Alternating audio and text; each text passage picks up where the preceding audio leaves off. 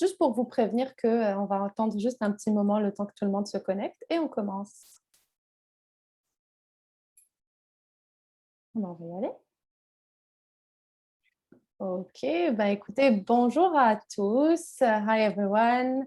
Merci de rejoindre le Mercredis Startup du mois de juin, qui, Kyle, someone told me, is the last one for right now, but it's important to say that we're coming back in September. Donc, bonjour, puis merci à tous d'être parmi nous. Et hello, Kyle. Hey, Amira. Thanks for the great introduction. And yeah, it's been a great 6 sessions or so far to get things going this year, and really looking forward to coming back in the future, new and improved, and continuing to grow just like a startup. Yeah, of course. It's been fun. It's been fun to exchange with different kind of people and discover new subjects, new advice. Totally. Yeah, we've had some really great conversations and really excited for the topic today as well. It's really interesting. I think we spend all this time learning the way that startups function and the way to run our companies, and then the entire world changes like it did over the last year, and it almost feels like we have to relearn some of those things or go back to basics. And so kind of as the world changes, so must we as founders and entrepreneurs. And I personally did. I learned so much this past year. Like, ça a complètement transformé pas mal de choses qu'on devait faire. Et so yeah. C'est un sujet intéressant. What do you think about it? How did you change in the past months and year? Yeah, well, I think, the main thing that I kind of see through a lot of the executive coaching work that I do is, we're going to talk a lot about kind of today putting your customers at the center of your strategy, right? And, it's obviously, it might sound kind of fundamental, and it is, but I think it's easy during times when the market's really frothy and investors, are available, and you're having conversations, and people are, investing at crazy valuations all over the startup world and stuff, to almost prioritize what an investor thinks is good rather than, to really get to your, the center of what your customers want. And I found myself this morning during a mentorship session recalling my time at Y Combinator, where their motto is build something people want, right? And they really talk about getting back to building your sort of small group of like fanatical supporters. Mm-hmm. So I find myself kind of constantly, and I see a lot of kind of entrepreneurs coming back to this during these times, just like, how can I get 10 to 100 people that are like 9 on 10, 10 on 10 supporters of what I'm doing, and the impact that makes from a momentum standpoint as you're beginning is just so powerful. So I think that's kind of one thing that I've seen during the last year, kind of need to be resurfaced to people. How about yourself? Actually, pour dire vrai, tout ce que tu dis, Kyle, résonne énormément avec l'expérience que moi, j'ai eue avec Bridger en tant qu'entrepreneur, parce que je dirais que les derniers 6 à 8 mois, un petit peu, je pense j'ai passé tellement de temps à parler with customers, with people that are, how did you say, fanatic lovers?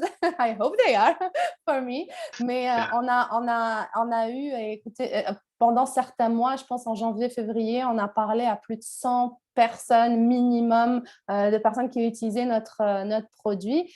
It was fun. On a appris beaucoup de choses et I personally love this part way more than the investor part, but I still have to do that. Mais c'était vraiment très intéressant et it's cool. Like right now, for me, un petit exemple, c'est la majorité de nos clients nous apportent d'autres clients, nous introduisent à leurs propres clients.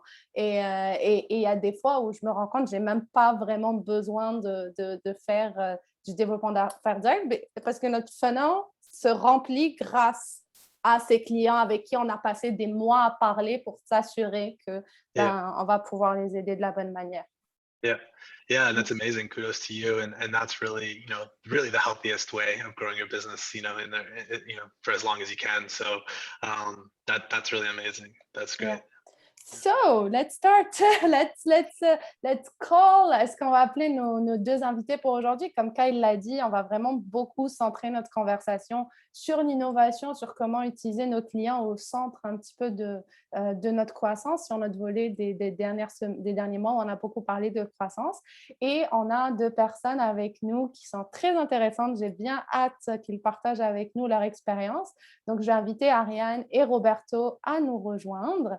Et j'aimerais aussi dire un double merci à Aryan parce qu'Aryan aussi vient de Cisco, qui reste notre partenaire officiel pour les Mercredis Startup et puis grâce à qui on a ces discussions, puis on peut partager toutes ces connaissances. Donc, merci aussi à Cisco, puis j'espère que vous serez avec nous en septembre aussi pour la suite. Donc, pour commencer, comme on va demander à Roberto de start by presenting himself. Who are you? Yeah, absolutely. Well, thank you for the great introduction. Really happy to be here. My name is Roberto Casoli. I'm the co-founder and CEO of Chk Plz. And what we do at Chk Plz is really offer digital dining tools to the restaurant industry with the goal to help restaurants succeed in this post-pandemic environment. And most notably, we offer online ordering, commission-free delivery, and for on-premise QR-based menus, payment, ordering at table. So really everything a restaurant needs to succeed. And really our goal is to help, digitize the experience, but keep it humane and keep it restaurant-centric. Merci. Welcome. Thank you for accepting to join us today. Aryan. Oui, Amira, merci beaucoup pour ton introduction. C'est un plaisir d'être là. Donc, je suis Aryan Attari. Ça fait à peu près 4 ans et demi que je travaille chez Cisco Canada en tant que directeur de territoire pour l'Ontario, Est-Ontario et au Québec. Donc, bonjour Montréal, ça fait vraiment plaisir de parler à l'audience aujourd'hui.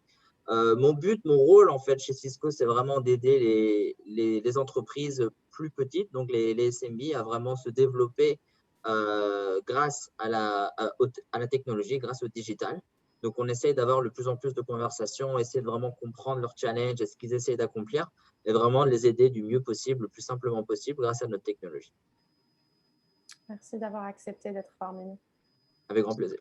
Yeah, thank you so much for being here and for the great introduction. So to start things off, maybe Roberto, maybe you could tell us a little bit about how the pandemic has kind of influenced the way that you have spoken to your customers over the past 18 months. Obviously, it's a segment of the population that has been impacted a lot, like many have, but it's pretty acute here. So can you tell us a little bit about how that has impacted the way you talk to them and your relationships with them during this time? Yeah, definitely. I mean, look, the restaurant bar industry really took a beating over the last year. It was a time of forcible change, of being forced to adapt as fast as possible in difficult times and with capital restraint.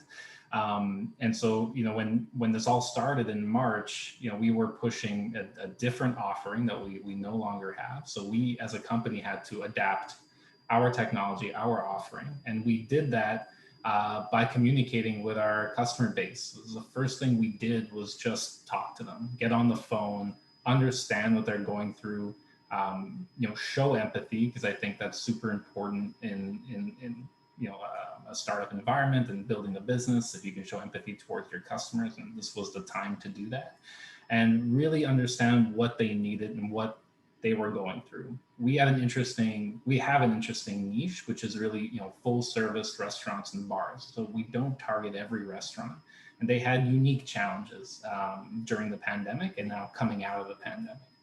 So in terms of how we spoke to them, and it was about ensuring that we had always, first and foremost, open communication channels at all times. So they're always able to reach us, always able to ask questions, because this is so new and the environment has changed, the landscape has changed so much that people needed guidance more than just a product. We knew that if we were going to push something new into the ecosystem, that there would be this follow-on service and guidance that'd be required from our team. So we set it all up so that every restaurateur that works with us has someone they can contact at any time just to shoot ideas. Ask, what are you doing in the industry? What are you seeing other restaurants do that's successful? And then trying to take that info and constantly push it out there through our regular marketing channels, emails, and we're trying to do more of that. So that was really the change for us. It went from just trying to sell a product, get it out there, get it used, to being more heavy on the customer service, being one of the bigger priorities, almost more important than the technology itself. So that was for us a huge change. And then just for the restaurants, it's that guidance, it's help. It's not just a solution. It's an ecosystem, it's a community, and that's really what we built. Est-ce que ça résonne avec toi, Aryan? Est-ce que c'est la même expérience que vous avez eue chez Cisco? Alors en fait, quand la pandémie a frappé, on a tout de suite, c'était quand même assez brutal et assez soudain. Et on a eu quand même beaucoup de nos clients qui ont été un petit peu perdus. Donc, ce qu'on a fait très rapidement, on a réussi à réagir en offrant toutes les ressources qu'on peut gratuites. Donc, tout ce qui est les essais pour, par exemple, tout ce qui est cybersécurité, puisque malheureusement, plus les employés sont isolés avec les sites différents, plus ils sont vulnérables s'ils ne sont pas équipés. Donc, on leur a donné beaucoup de ressources comme les VPN, Cisco AnyConnect, comme par exemple Umbrella, Duo. Donc, toutes nos solutions de cybersécurité gratuitement, avec au moins pour 60 à 90 jours pour être sûr qu'ils soient prêts au cas où quelque chose de mal se passe. Tout ce qui est collaboration, on a tout de suite donné des licences offertes pour, par exemple, il y avait beaucoup de nos clients qui avaient des événements qui étaient prévus à 1 semaine près, 2 semaines près, juste avant que la pandémie frappe. Donc, tous les vols annulés, vraiment la conférence annulée. Donc, on a réussi très rapidement à offrir toutes ces solutions-là pour que l'événement ne soit pas annulé, qu'il ait lieu. Et ça a créé beaucoup de bonnes surprises en fait pour beaucoup de clients parce qu'ils se sont dit, mais au final, il y a plein d'avantages qu'on n'avait pas avant parce qu'on n'avait jamais essayé. Et je ne vous cache pas qu'au niveau de l'activité, on a eu quand même une grosse pause au début. Personne ne voulait vraiment investir beaucoup d'argent parce qu'on ne savait pas ce qui allait se passer. Donc vraiment, j'ai eu beaucoup de clients moi-même à 20h, 21h, 22h à essayer de les aider avec des ingénieurs. Donc vraiment, notre priorité était vraiment d'aider et d'être là. On a la chance d'être une boîte un peu plus grande et avec plus de ressources. Donc, on s'est senti vraiment obligé de partager ça et de vraiment être solidaire avec ce qui se passe. C'était vraiment notre priorité. Alors maintenant, on est plus, je ne suis pas médecin ni professeur, mais je pense qu'on est quand même plus vers la fin que le début.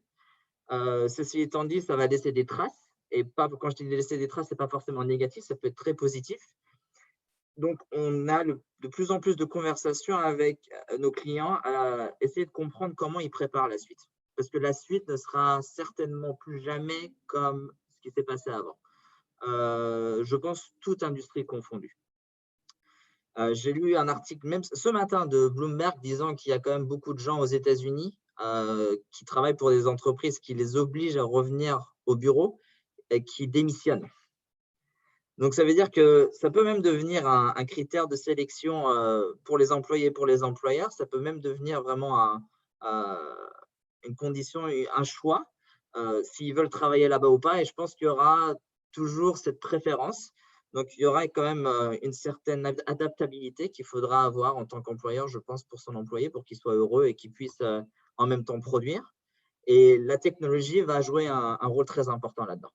Ok. Je ne suis pas devin, hein, mais ça va être vraiment intéressant.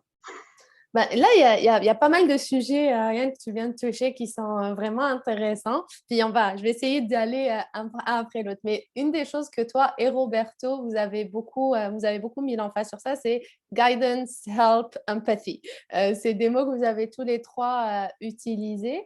Et de ce que tu es en train de dire là, Aryan, t'es un petit peu en train de dire que c'est des choses qui risquent de laisser des traces et qui risquent aussi de continuer à être au centre de la relation client pour la suite. Est-ce que, donc avant d'aller sur le côté employé et tout, je le note, puis je reviendrai, est-ce que tous les deux, vous réfléchissez déjà à mettre en place des stratégies en fait pour que ça reste, ou est-ce que vous pensez que vos clients, vu leur nature, vont de toutes les façons quelque part faire en sorte que si vous ne le faisiez pas, vous risquiez de les perdre? Donc, comment vous l'approchez pour la suite, et ça serait quoi votre conseil un petit peu pour other entrepreneurs like you, Roberto, that needed to change, to shift, but also are starting now? Because if you start right now, it's different than when we both of us started back then. So how do you see it, and how practically you believe we can manage this in the next in the next few months and years? Well, the way we see it is, at least our industry has fundamentally changed. It's a different industry than it was a year ago, and that means you need to approach it in a different way. So when it comes to what we've built, of course, the last year has been a lot on our end, just build, understand what they want, maintain these lines of communication, help the industry, because it was in a state of where people needed a bit of guidance. Although as things reopen, their businesses are going back to normal and they're starting to see, a light at the end of the tunnel, which is fantastic. But they also discovered a new revenue stream that they wouldn't normally have considered, and they fully intend on maintaining that.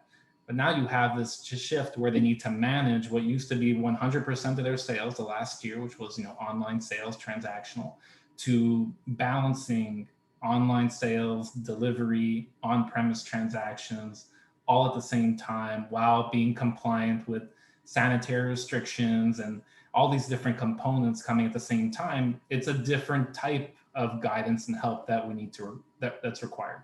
So the way we see it is that open line of communication, that structure that we've built. Every customer, every restaurant has a dedicated account manager, open lines of communication with a support team. These things are fundamental. So it's not going to be something that was just for the pandemic.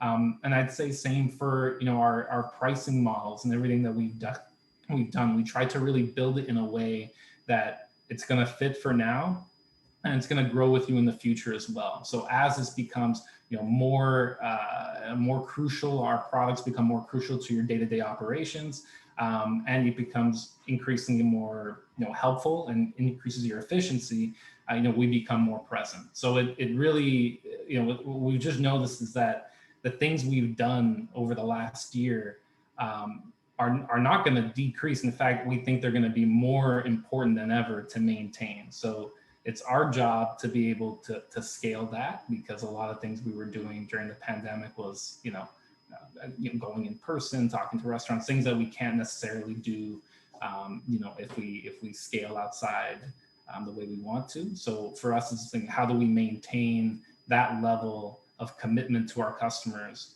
but to scale? So that's been the challenges we faced. But there's no doubt in my mind that, if, I can't speak for every industry, but if you're a startup, with the main goal of helping small, medium business, there's enormous opportunity, I think, because the last year has really cleansed the market and you can start fresh. We call it a renaissance. That's how we really see it. It was tough, but the rebirth has now happened. And that opens the doors for restaurateurs or small business owners that are willing to embrace technology to take advantage of the current market opportunity. And small business owners need help with that, and so we need to be able to maintain it. Makes a lot of sense, and it's great insight. Thank you for sharing, Roberto. I'm curious, when it comes to, you mentioned empathy quite a bit, right? This aspect of kind of building relationships with your customers right now. It makes a lot of sense, especially considering sort of some of the difficult times, right, that they might be having. Can you talk a little bit about, how? So two aspects of the question. First part, what are the benefits of kind of leading with that empathy, and like what does that bring to the relationship that you have with the client? How does that translate to business results? And secondly, how do you, have you considered how important is that to your kind of relationships moving forward, even as the pandemic, kind of winds down, hopefully, and how do you continue to do that at scale? Definitely. So look, at the end of the day, when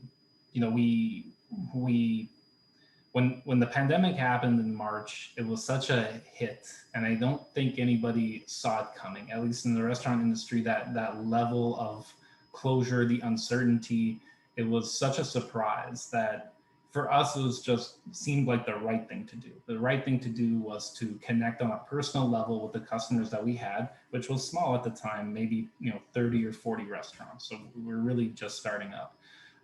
But it was small enough that we could connect well, understand what problems they're going to face in the future from a staffing perspective, from losing their passion, from a monetary perspective. Obviously, that's very stressful for a lot of different individuals. So, we wanted to understand what they were going through. And I think every business should always, take a step back and say, okay, if I'm in my customer's shoes, how would I feel right now? You don't have to guess, you can just ask them and they'll tell you. So for us, like that was always the mentality. And, how did this translate? So one, how did it help, build a relationship with our customers? Since we started, it's been, I'd say 95% organic growth, from referrals and building up that community. And that is only done if you actually care. If you don't care and you're just pushing a product, there's no loyalty to you, to the brand, to the people. So we tried to build this other level. There's a lot of products similar to what we offer on the market. We're really aware of that. But I think the success that we've had so far has been taking it a step further and being able to connect on a personal level to our customers. Then how did that translate to, business metrics? Well, the loyalty meant that when we were first starting up with our online ordering product, which was subpar, like definitely a very simple solution that required a lot of work, people were open to giving us critical feedback. They weren't worried about, they would just tell us what they needed and we would go ahead and build it, and that relationship maintained. It's today still the key way that we decide what features to build is dependent on what restaurateurs ask for and what we see. So it actually helped us build a pretty robust, product roadmap at the same time. And we're able to outpace any competitors because we've built these strong relationships and built this loyalty. And again, 95% organic growth is a pretty interesting metric that we're really proud of. So I think that was a key aspect for us, that we took it seriously right away, that we connected with our customers as soon as we could. And we said, well, if we're going to do this with these 30, how do we do it for 300? How do we do it for 500? So when we talk about how do we scale this, it's different. It won't be the same kind of, hands-on approach. We were just in Montreal. We could literally drive to a customer. Obviously, that's not possible.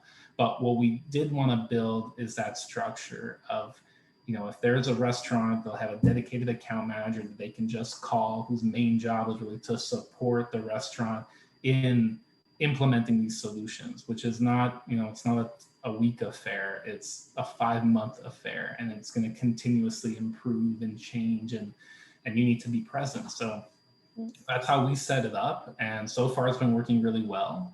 And then on the support end, we've actually stumbled upon something really interesting where we use text message support. So we don't use, we don't have a phone line, but you text us instead. That feature was found out by restaurants telling us that this is the best way for us to communicate, because my staff can just take out their phone, text you, they don't have to do anything, they get a quick answer. For us, it's much easier to scale than being on the phone as a small startup, dealing with hundreds of restaurants during a Friday night when there's delivery issues. We can be a lot more efficient. So these type of strategies all came into play just through the pandemic, through having that really close knit. You were talking about, Kyle, before, getting those champions, getting those 100 restaurants that just will give you a 5-star no matter what you do. Like, if you have a good product, obviously that could happen. But what really matters is those first 100 customers. You need to be, you got to pick up their phone call. You have to be present as much as you possibly can. There's no. Oh, sorry. I completely agree with you. Like, we did the same thing with my own startup, and it's incredible, all the innovation also that we can bring to the table. Exactly. Whenever we actually don't, when we actually listen. Et c'est aussi un point que je voulais aborder avec Aryan, parce que on a l'impression que quand on est une plus petite équipe, une plus petite entreprise, c'est plus facile de structurer ça.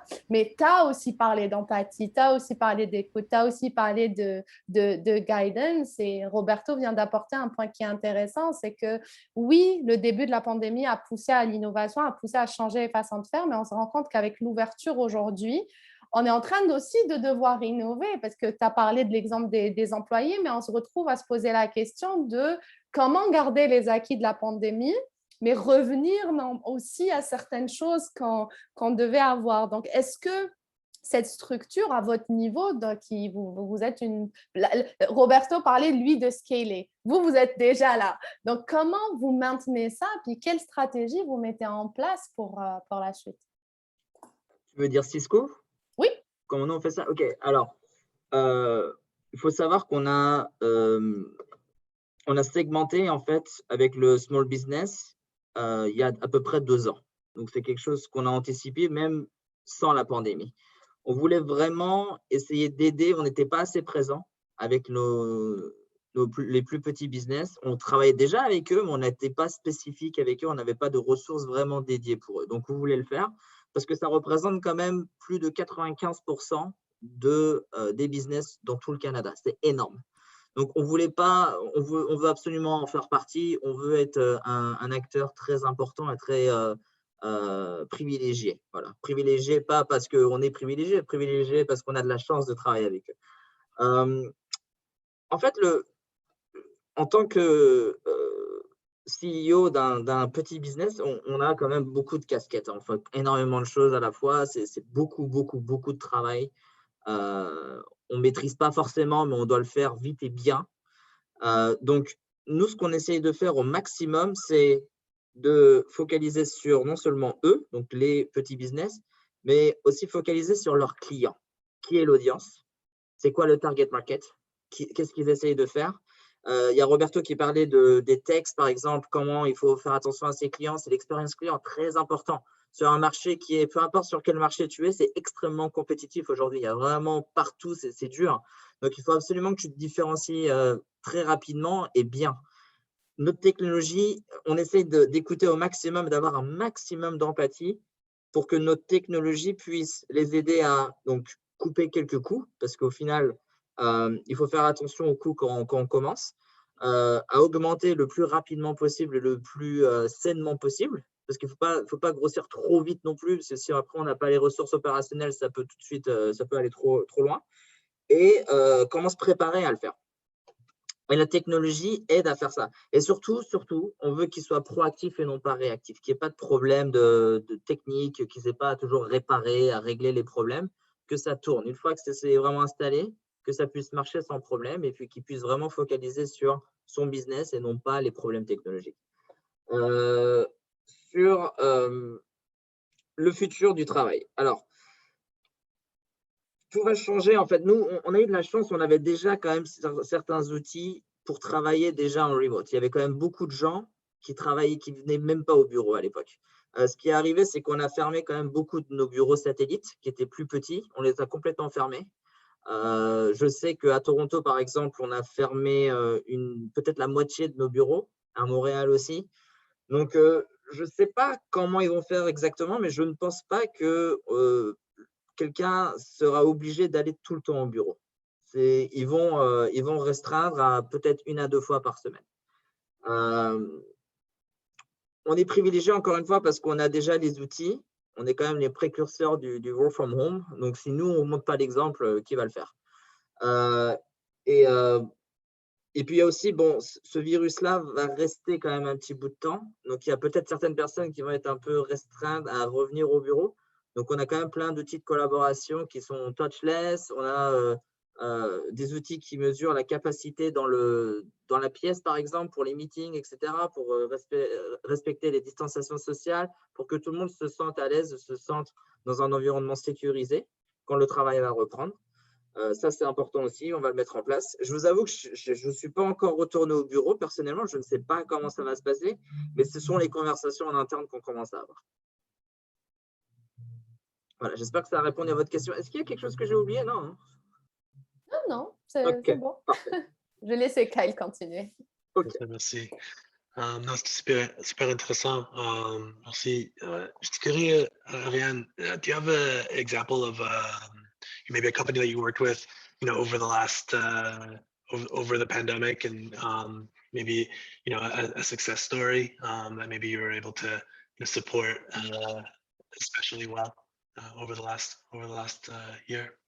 Yeah, absolutely. So I have a lot, but some of them are not published, so I won't be able to say their name. There is one that is public, and I'm going to share that with you. It's for a sales talent agency. So this is a customer that we have that actually had an event planned in early April 2020. So it was right after when the pandemic hit. And so part of their competitive advantage was to plan an in-person meeting with a lot of competitors and mentors in a big conference room, and have all of those a networking event and all sales speech and everything all in person. That was really one of their branding.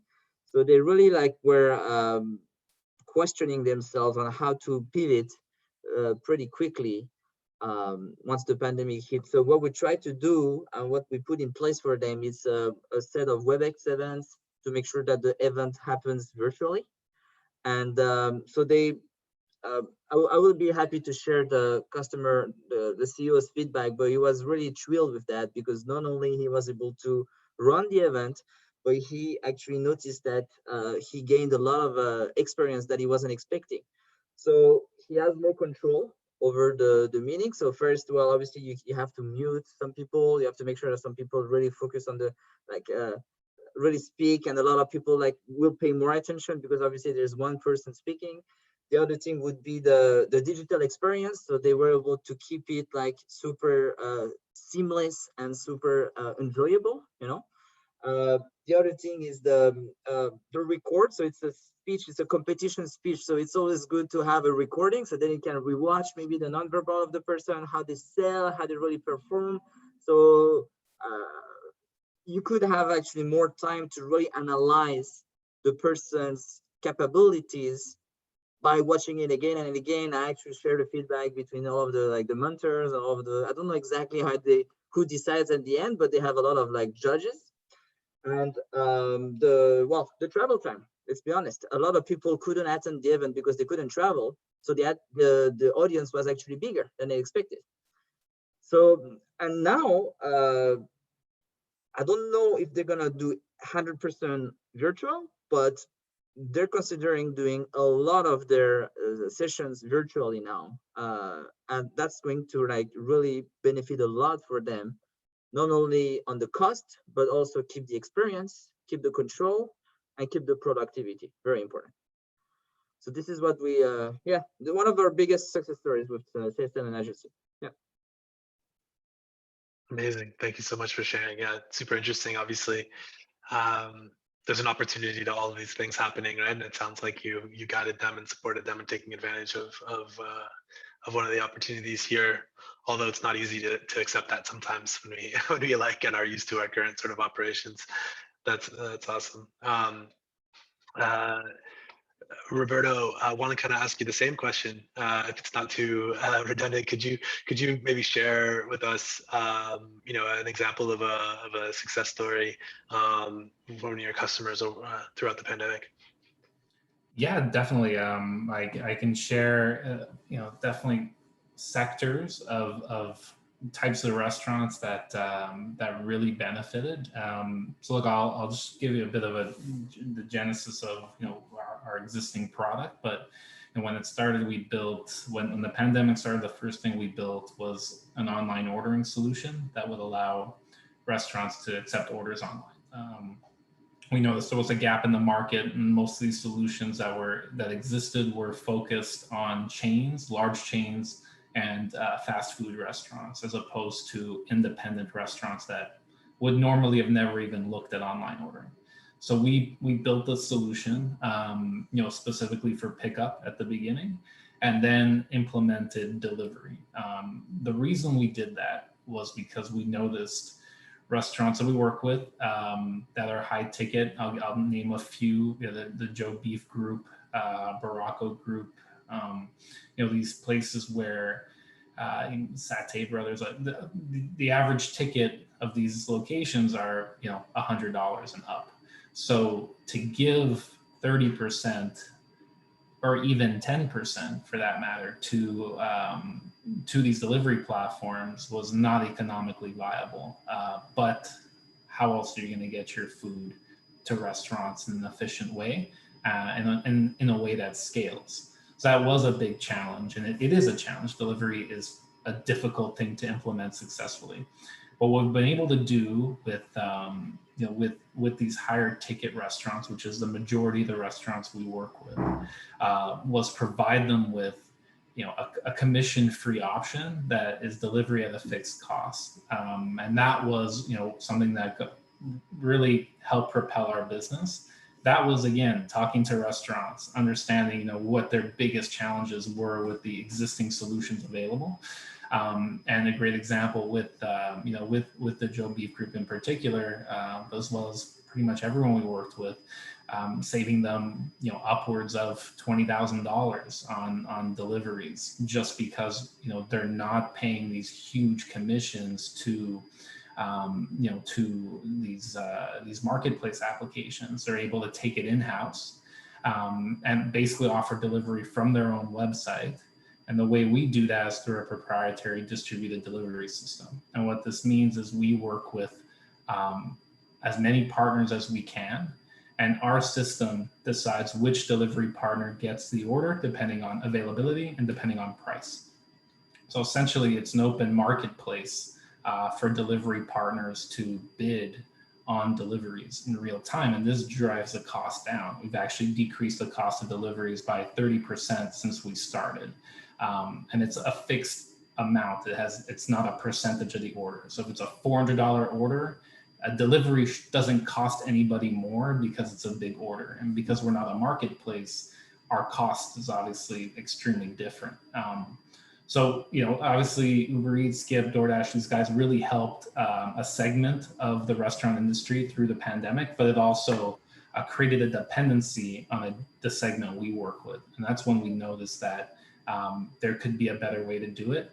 We didn't want to have drivers. We didn't want to get into that game. It's a challenging game. There's enough people doing it, but how can we scale it fast by working in a partnership and creating this kind of marketplace for the delivery partners instead, where everyone's trying to compete, and that created a really healthy ecosystem. That's so interesting.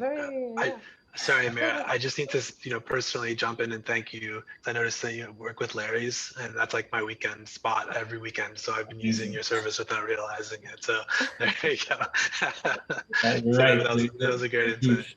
They're a huge partner, and I think they're a great example of a place when pre-pandemic, how that restaurant has changed. Totally. How fast they've evolved. Super interesting.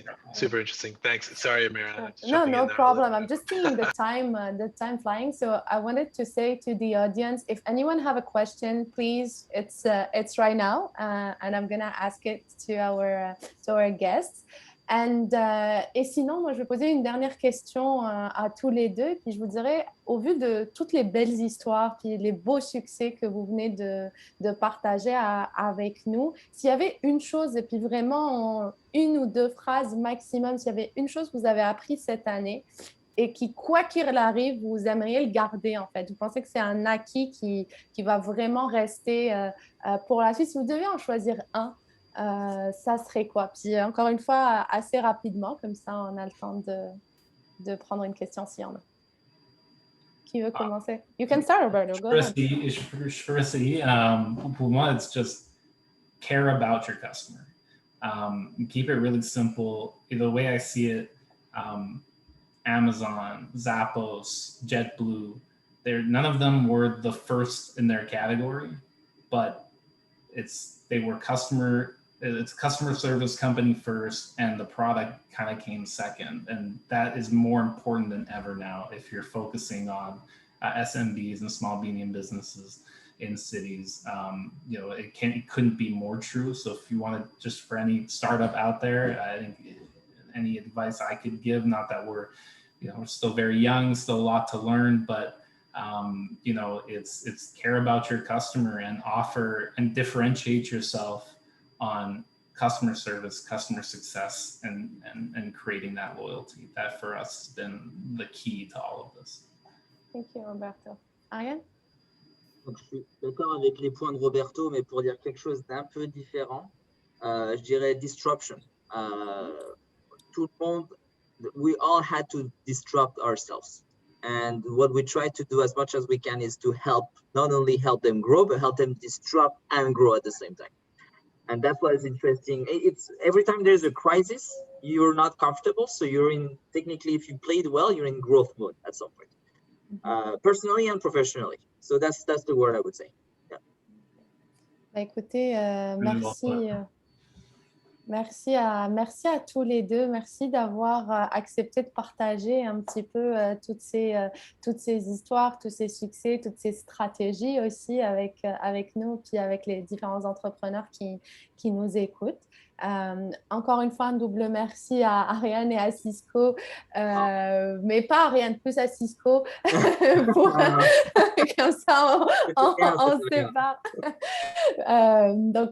Pour nous avoir permis d'avoir les Mercredis Startup, comme on l'a dit au début, puis je laisserai le dernier mot pour la fin, mais pour Kyle, mais comme on l'a dit au début, c'est la dernière avant l'été, mais on revient en septembre avec avec de nouveaux invités, de nouveaux sujets. Si vous avez des sujets que vous voulez qu'on exporte, je me permets de lancer un appel et de vous dire, n'hésitez pas à écrire à l'équipe de Bonjour Startup. On est là pour we're growing. We want to care about all of you, which is the truth.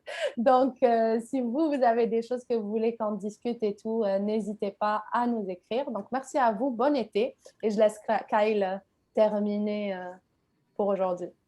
Merci.